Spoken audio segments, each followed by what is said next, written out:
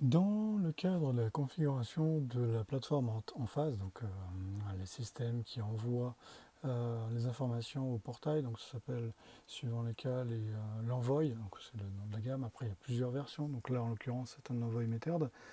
Ce proxy, ou du moins cette plateforme gateway aussi qu'on voit comme nom, permet de pouvoir se synchroniser avec le site web, donc avec la plateforme internet, qui va ensuite permettre d'être visionné du point de vue utilisateur via l'application mobile ou encore une fois le site web. Donc cette plateforme permet justement de se connecter donc, avec deux câbles testeurs. Donc, ici une partie pour aller se connecter sur la production, donc on voit que le câble ressort ici, et un deuxième qui va se connecter sur la consommation, donc qui va ici dans ce cas-là rentrer dans la gaine et partir au niveau du compteur, donc le stem central. Quoi qu'il en soit, le principe de cette plateforme-là, c'est qu'elle reçoit donc des informations donc à travers ces deux connecteurs, et ensuite elle va pouvoir les digérer et les remonter surtout au site internet, donc au système en phase, pour pouvoir ensuite les analyser et les permettre de les visionner sur son compte. Dans le cadre de cette plateforme, donc de cet appareil, il permet de pouvoir contrôler visuellement certains aspects. Donc on voit là typiquement le câble qui est ici, c'est-à-dire le petit point rouge, parce que normalement il est vert, mais quand il est en rouge, comme il est là, c'est justement une information permettant de savoir que une, une des sources, donc un des micro-onduleurs, envoie moins de production qu'il n'est censé faire.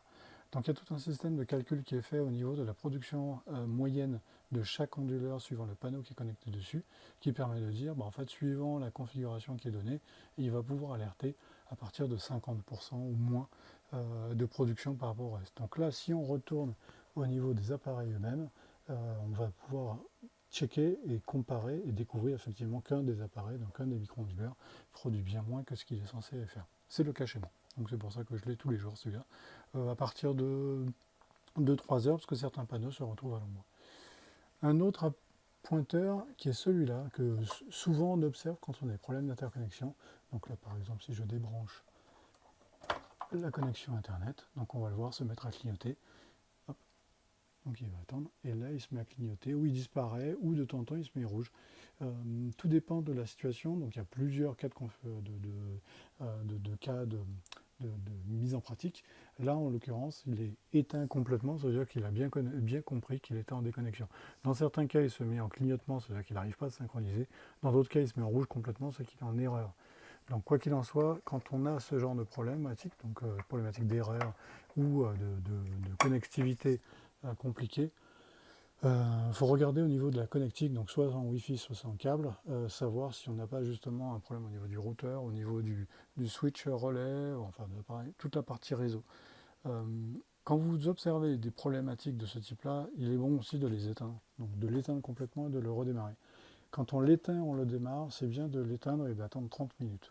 Parce qu'en fait, il va falloir un certain temps pour que lui se vide au niveau information, au niveau des différentes petites résistances électriques ou systèmes électriques, des petits condensateurs, etc. Mais il y a tous les micro-onduleurs aussi.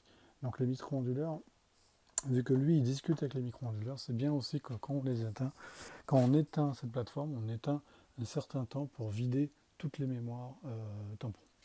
Donc, on vient de voir ce bouton, on vient de voir celui-là. Celui-ci, c'est un cas particulier parce qu'en fait, c'est celui qui permet de pouvoir paramétrer l'appareil.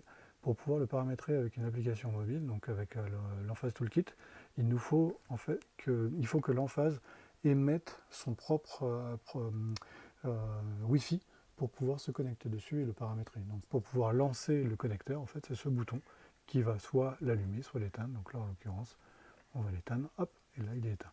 Donc si on veut l'allumer, après on peut se connecter et le paramétrer. Le dernier qui est en bas permet de signaler qu'il y a un échange continu avec la plateforme web. Donc c'est-à-dire qu'il est bien en train de remonter des informations au niveau de la plateforme.